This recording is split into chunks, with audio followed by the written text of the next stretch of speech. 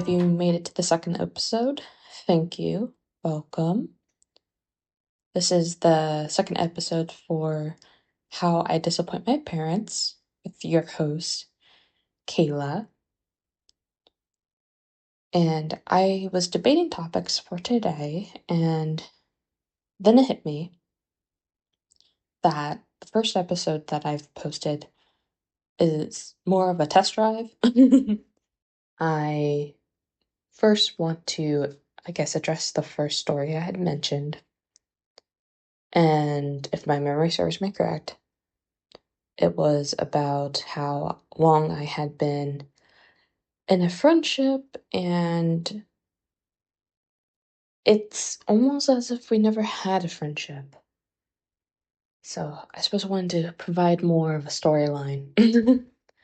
So, um, so as I had mentioned, I am a young adult, and I had started this friendship around fifth grade. So I think I was 10, turning 11 that year. And so I had just moved, and I always feel like that just moving then, from between fourth grade and fifth grade, that was my catalyst to all my mental health issues. Because I really thought I had a bunch of friends in my first school district and elementary school, but that's not the reality. So I took it hard.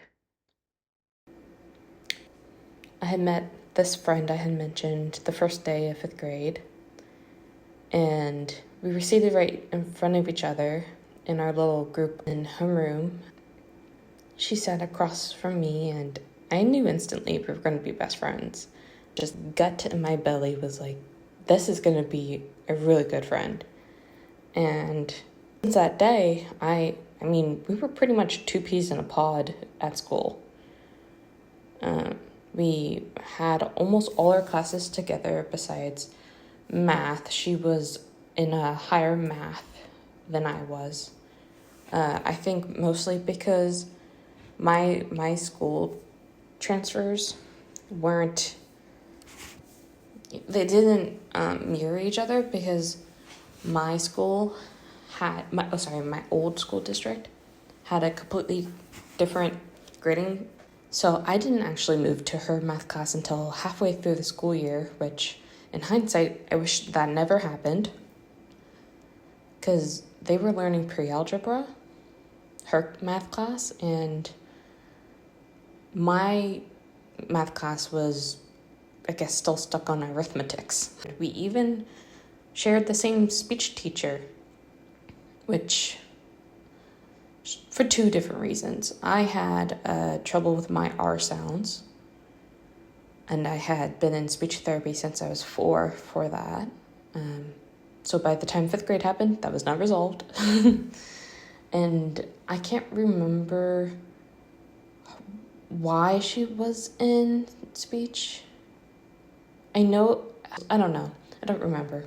So one day after every cycle, we were taken out of the class and with the speech therapy room, and honestly, I don't remember doing anything except playing games. Like, I kid you not, the one speech session, we played Game of Life. So that is kind of how it started. And so that school district that I was now a part of, after fifth grade, you go to middle school for 6, 7, and 8. And unfortunately, our friendship was super rocky in the beginning of sixth grade, because our older sisters, they actually had met the first day of their school too. And they were getting along. It was kind of awesome too that they started in the same class. So and me and my friend. And then I find out that her younger sister and my younger sister started in the same class too. So it was really cool to have each of our siblings start the same school day together. Our older sisters fell out, and I, of course, was loyal to my older sister, and I didn't have much of the details at the time. I think at the time I didn't quite care because I was going to stand up for my sister for anything. My friend and I stopped talking for months, a couple months, and I can't remember what brought us together again, but it didn't help either, is that she was on another team, 6th grade, so it added to the fuel. We barely saw each other, we didn't have any classes together, so that was rough, especially because she was my one and only friend since moving to the school district, and that was difficult for me. I became super depressed and lonely and actually really anxious to the point where the beginning days of 6th grade, I began to wake up nauseous, and it turns out that it was acid reflux. Like, it got so bad that I didn't want to go to school because of how nauseous I was. So there was a couple days I missed because of it. Never threw up, just was very nauseous in the morning.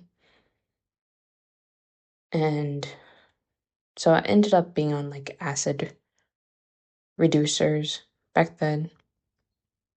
I refrained to having pizza, which was a crime. So yeah, I did end up making some friends, but overall my whole middle school experience was depressed, lonely, etc., etc. I'll go into that much later. So, in order to continue with my story, we never really got to place we were back in 5th grade, I think, because she had made a new friend that was, they were much closer than I was. It seemed like they had a lot more classes together. It seemed like to me that they hung out outside of school a lot more often. This was like 7th grade, 8th grade, and by the time that had happened, those years, we were already back to being friends. But we never really hung out outside of school. Not just me and her together. And that is something I struggled with. I got so jealous that I really felt like I was being replaced. They would be walking down the hallways together, because that was a thing to do. From class to class, you're going to walk with your buddy. Even if you're not in the same class, you would choose someone to walk with. And I didn't have her. She chose someone else. And that hurt, at least to this middle schooler. And that was about the same in high school. So this one friend that I thought I would be best friends forever never really was a good friend. We didn't, by the time high school happened, we didn't hang out outside of school. And I was always visiting her on her birthday, providing gifts every time. And I would make these long notes in her card. I really thought we were best friends. And there was no evidence of that, though. There was no evidence of that. I don't know exactly what made me really think that she was my best friend, besides my unfortunate duty to be so loyal. The amount of care I had and the amount of like I really wanted to be there and to listen, la da da. And as I said in my first episode, it wasn't until after high school that I realized none of it reciprocated. None of the text messages, the effort to hang out. Like, as I said, we didn't hang out outside of school anymore. And I had always asked. I'd always asked to hang out, like do something together outside of school, and that never happened. It never happened. And I was so blind. I was so blind. And it took after high school, I was kind of ranting to my parents a little bit about it because I couldn't understand at the time how I was so blind. And I know now that it's, I guess it's part of my issue where I want what I'm giving so bad. For example, I want someone to be loyal and dependable and trustworthy and hang out with me and be there for me and check in on me. And I was all those things to her. I was all those things to her. And it was never reciprocated. And I slowly gave up. And it just took one birthday. I did not do anything about it. It took one birthday where I didn't wish anything, didn't text anything, didn't go over to their house with anything. I did nothing. Didn't even acknowledge. And the fact that I haven't heard from this person since then, that that speaks a lot. And she was a large learning lesson, or actions speak louder than words. I think the point of this episode was to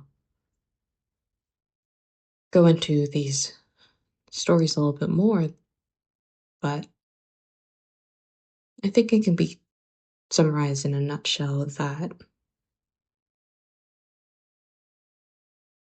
my qualities that I look for in a friendship are the same qualities that I do my best to provide because I know what it's like when it isn't the same. Like the friendship I offer, I know when it isn't the same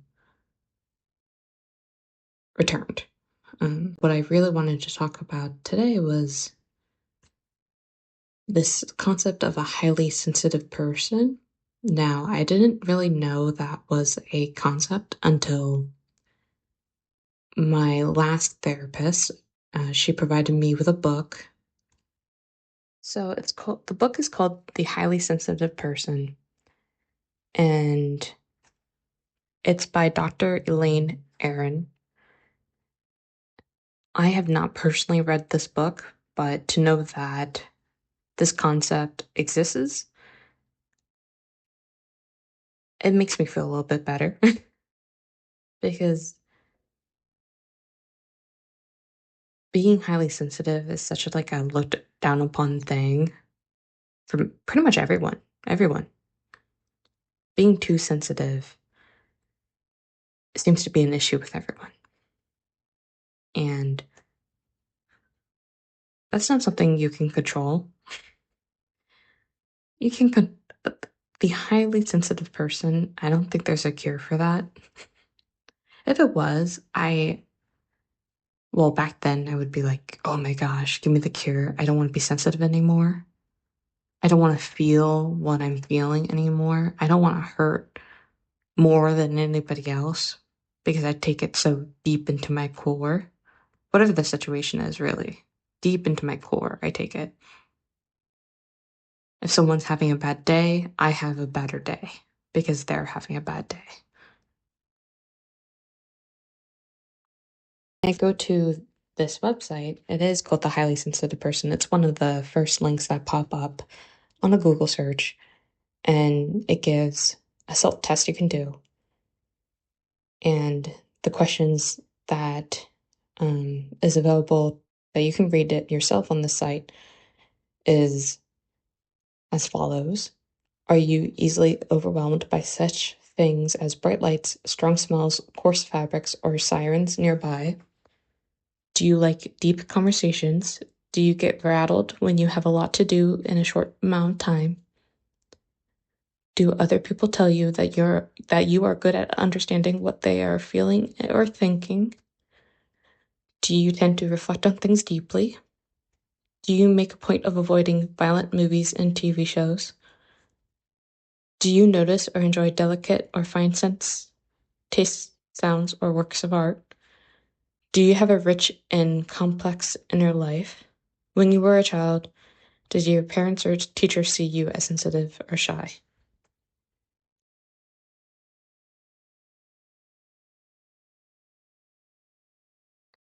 See, this is the type of stuff that I really wish was accessible to everyone.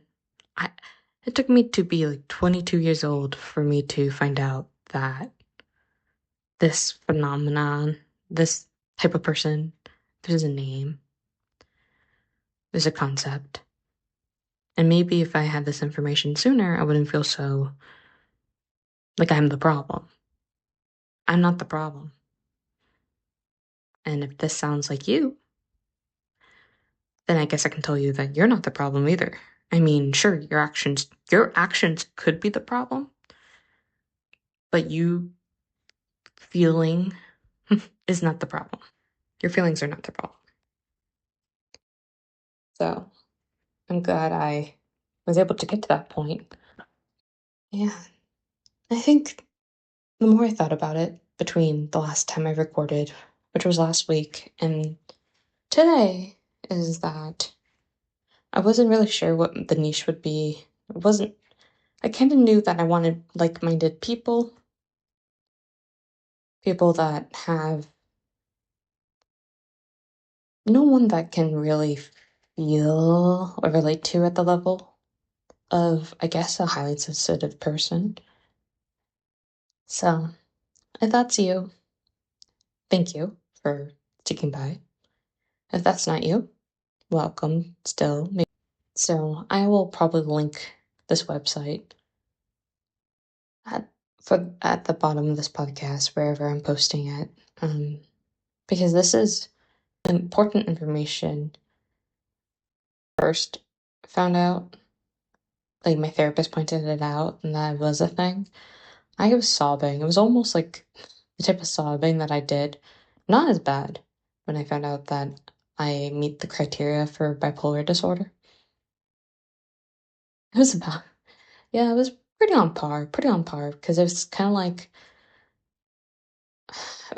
being branded, if I'm honest. Not as bad as bipolar disorder was to me. That was far worse, but being branded as a highly sensitive person and not taking it the wrong way was definitely difficult. Because as I said, being sensitive isn't a good trait, apparently. It's kind of on par when you think about like one of your parents dying. It is something so difficult to imagine that when those thoughts, like what if, the what ifs, wow, that shakes you to the core. Someone you love just not being there anymore. Wow, this stuck to a very depressing term, but that's the easiest way I can put it. Like the really deep feelings that you get, especially for difficult conversations. You can get that. It's the best way to explain it because I don't know about you, but if you're going through things, it's you're feeling it so much harder, and I can't really say the same when I'm happy because I'm feeling so many different things at the time. Like if I'm supposed to be happy, then you kind of acknowledge that you are to be happy. But sure, you feel like the feeling of, content, satisfaction. But because of like everything else you're sensing, you can't be happy. You're feeling what people around you are feeling. You're feeling like you're just taking in all the other senses so much that in retrospect, you're not as happy as you feel like you should have been. You start reasoning with yourself. Well, this was going on, so I couldn't be really that happy. When I go to the therapist's office, I'm talking about how, like, even if it's like a relatively good week, and I'll say that, I'm like, oh, last week I've been okay. Like, nothing too bad has been going on.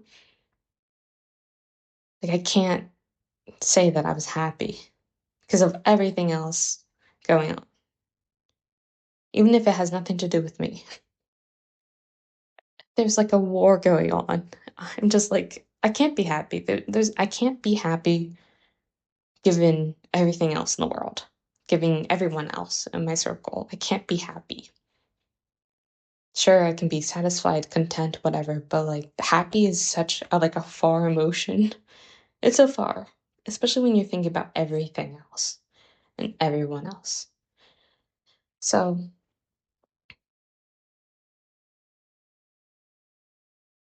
I think I will touch on more things about highly sensitive people um, throughout, really, because it's not something I can get rid of or hide. I was kind of curious if you're with me this far, if you consider yourself the highly sensitive person, because I kind of feel like if you hit my number 2 episode after reading my number 1, you kind of felt like there's something here. I imagine if you're a highly sensitive person, you're probably in therapy. You're probably in therapy. If you're listening to this, you probably are in therapy. So, if you're out there, comment. If you're not that type of person, if this doesn't apply to you, you can still comment. You can be like, hey, I know what you're talking about. I don't identify as a highly sensitive person, but I get you. I get where you're coming from. Maybe I'll talk about one more story, an actual good story. So, I said I was unemployed, and that is true. Except I think the government, the United States government definition of an unemployed is you don't have a job, but you're looking for a job. And at this time, I'm not looking at a job. And that has been something very hard to grasp with. Kind of on a parallel level where I have a college degree, but I'm not doing anything with it. You would get an expectation to, like from people you look up to and stuff, to be working, to be doing something you got a degree for.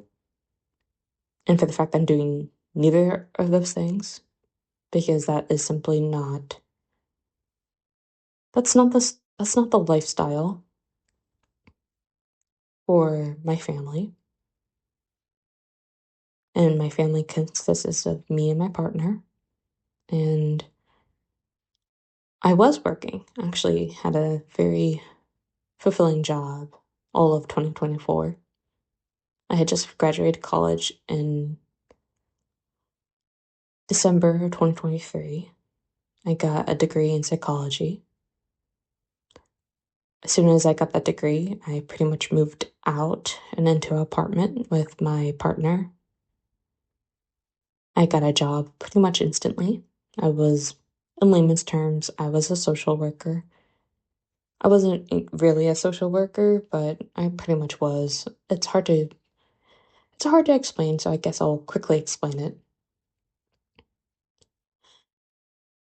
My job entailed connecting individuals with intellectual disability and or autism with services that were paid for through Medicaid. And I was the person who connected the individual with the services. I monitored all the services and monitored if they're going to their appointments. Like, there was a lot that went into this job, a lot, and a lot of writing about it too. It was great. I was really good at my job. That is something I'll confidently say. I was really good at my job.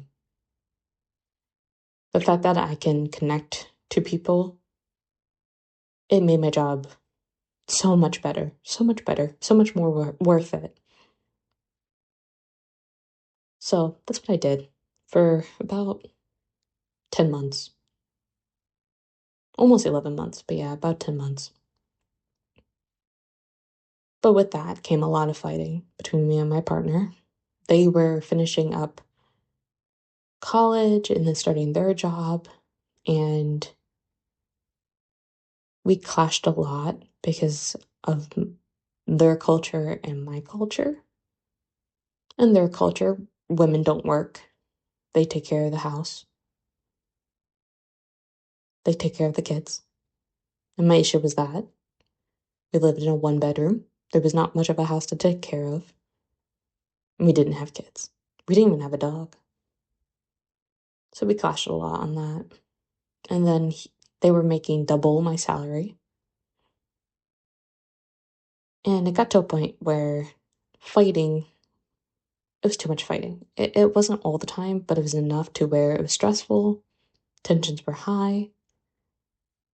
I was building resentment.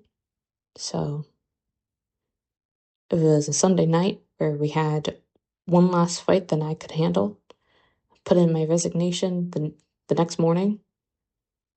Didn't even finish my 2 weeks because of how the office handled, uh, my job, my employment handled everything.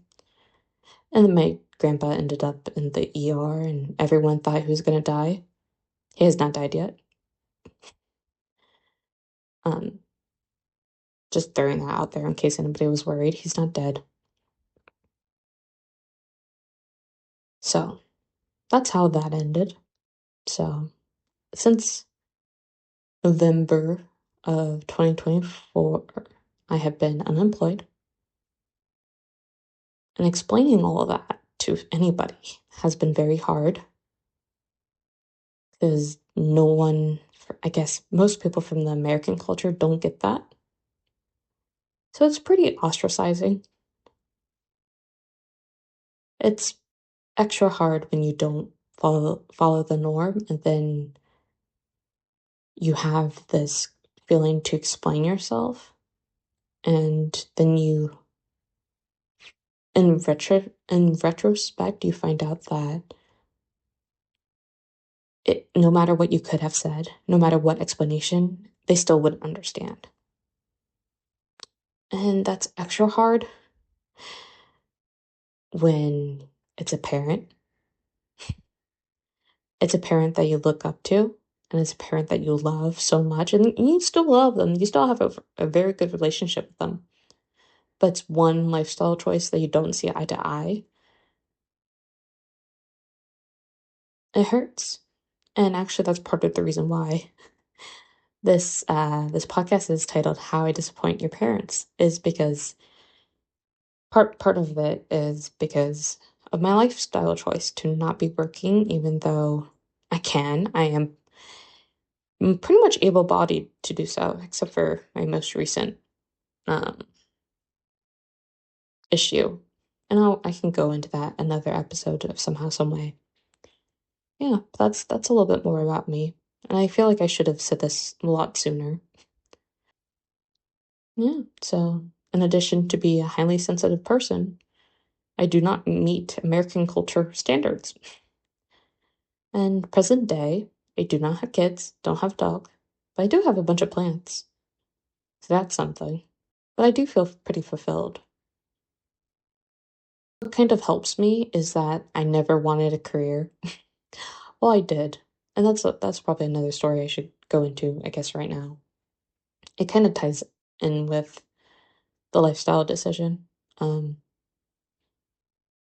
much before I even graduated with a degree in psychology, I knew I wanted nothing to do with a career in psychology for the most part. Like I knew I could do it. Have a lot of I have a lot of self-confidence that I can hold a job, that I can give a job my all. And there's not a bone in my body that wanted to make a career out of anything to do with psychology. What I wanted was to be married and stay at home, take care of children, have dogs, have chickens, maybe have a pig. I don't know. I just knew my job would to be like a mother and not a therapist. So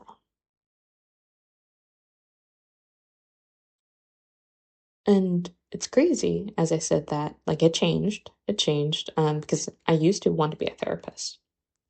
Beginning of high school is when I was like, oh, I'm going to do education to be a therapist because I'm so good at, having emotions and talking to people and being there, and I'm so understanding, la di da da. And then I fell more deeply in love with my partner. I was like, oh, well, I want to be the mother of his children, and that's my job title. That's gonna be what it's gonna be.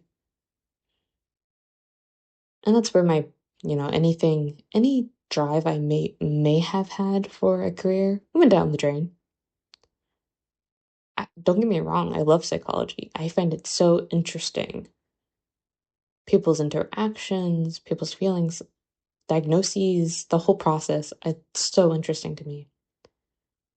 But I don't think it would ever be interesting enough to where I would build a career out of it, where I would go get my master's. Because unfortunately, at least in the state of Pennsylvania,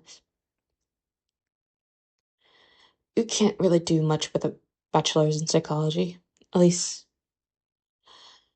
anything therapy related, unless you go into ABA. But I I took courses for ABA. Absolutely not. Absolutely not. I don't have. I feel like I don't have the attention span for that. So that was more of a tidbit on my situation, where I'm at in life.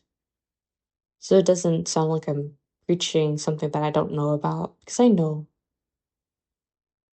a lot in my 22, 20, I don't know, 20 years of existing. I know some things. And being a highly sensitive person is kind of like, yeah, I've felt everything so deeply. So I feel like I have extra experience. Even if I didn't go through them myself, I feel like I've gone through them because of how empathetic and sensitive I am. That was the second episode of How I Disappoint My Parents, and that's about it.